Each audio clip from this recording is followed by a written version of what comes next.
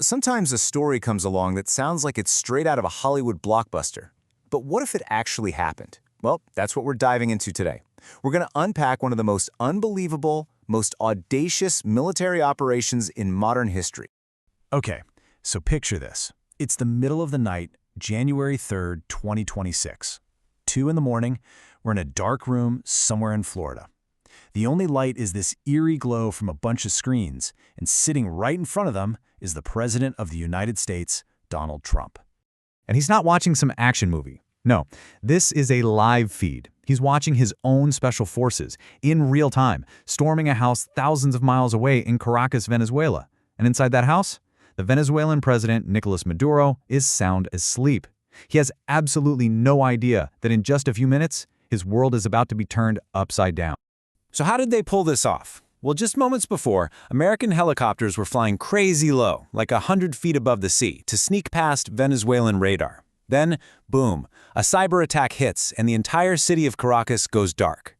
That's when Delta Force commandos drop in, roping down onto Maduro's roof, moving like ghosts to snatch the president of a sovereign country right out of his bed.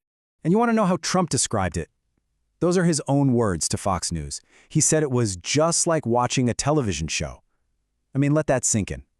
It might have felt like TV to him, but this was very, very real.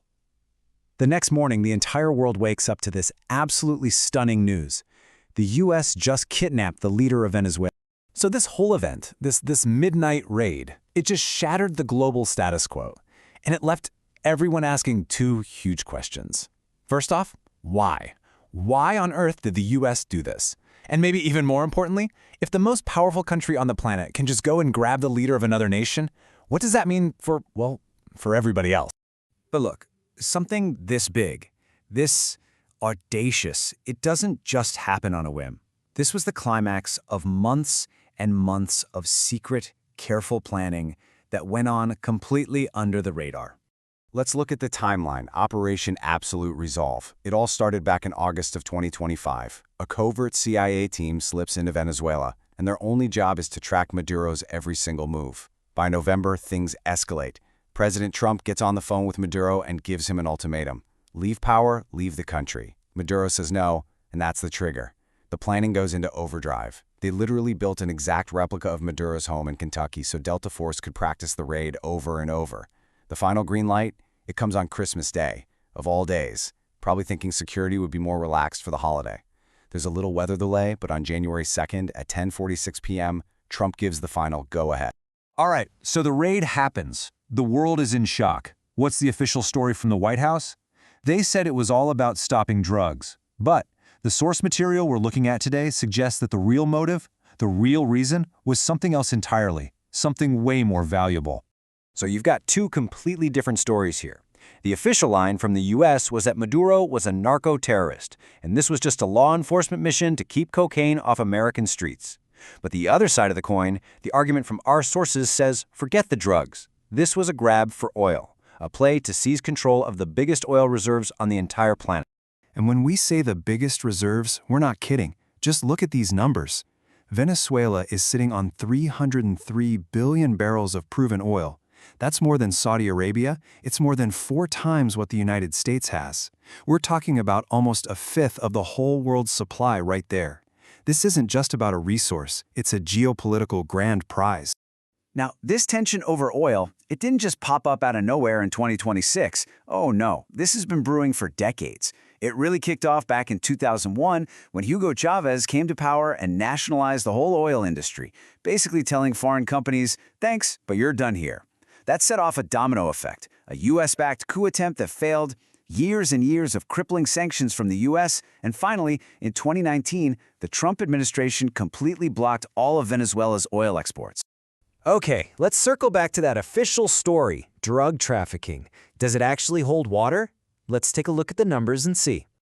All right, so the U.S. government's claim was that Venezuela was a hub for about 200 to 250 tons of cocaine a year, mostly going to Europe. But look at this. A country like Guatemala saw over 1,400 tons pass through in a single year, and that stuff was headed straight for the U.S. When you see numbers like that, side by side, you have to start asking some questions. Yeah, it leads you to a pretty simple question, right? If the real goal was to stop drugs from getting into America, why target Venezuela? Why not go after the countries where way more of the product is actually passing through? The data just doesn't seem to support the official story. And let's not forget the biggest, deadliest drug crisis facing America right now: fentanyl. This is what's causing tens of thousands of deaths every single year. And where does that come from? Not Venezuela. It's coming mainly from Mexico, using chemicals sourced from China. Venezuela has zero known connection to the fentanyl trade. Zero. So, an official reason that doesn't quite add up, a real motive that seems to be about resources, does that playbook sound at all familiar to you? Think back to the Iraq War in 2003. The official reason was weapons of mass destruction that, were never found. Critics have always said the real reason was oil. Well, the sources here are drawing a direct line from that to this. The official reason is drugs, but the argued motive, once again, it's oil. Okay, so you can't just do something like this and expect the world to stay quiet. As you can imagine, the second this news hit, the global reaction was fast and it was furious. The UN Secretary General was immediately out there calling it a flat-out violation of the UN Charter. Yet a whole group of countries, Brazil, Chile, Mexico, Spain, releasing a joint statement calling it a dangerous precedent. Russia and China, of course, issued some really strong condemnations. But the phrase that kept popping up, the one that really sticks, was New Age colonialism. The idea that this was just a modern-day land grab for resources. And when they talk about the UN Charter, they're talking about a very specific rule, Article 2.4. This is basically one of the foundational rules of the modern world. It says you can't use military force to mess with another country's territory or its independence. It was written for the exact purpose of preventing things like this raid from ever happening. And it wasn't just international law that got brushed aside. The move also seemed to sidestep American law. See, the U.S. Constitution is pretty clear. Congress has the power to declare war. But this whole operation was launched by the president acting alone. And the White House's defense for this? They just said, oh, this wasn't war. This was just, a law enforcement function. So that brings us to the really big question here, the one with the long-term consequences. What happens to the world when something like this happens? What's the precedent it sets? And that whole law enforcement excuse, it starts to sound pretty ridiculous when you look at the sheer scale of this thing. We're talking more than 150 military aircraft scrambled from 20 different bases. I mean, come on. You don't use that kind of military might to arrest one guy. That's not law enforcement. That's a full-blown invasion.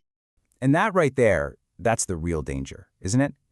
If the most powerful military on Earth just decides that laws, both international and its own, are basically just optional suggestions, what's to stop every other powerful nation from doing the exact same thing? It basically tears up the rule book and says the only thing that matters is how strong you are. So we're left with this really unsettling thought. Are we watching the dawn of a new era? One where all those international agreements and the idea that nations are sovereign, it all just goes out the window? An era where having the biggest army is the only justification you need? Is might is right the new global rulebook? That's the question we have to ask.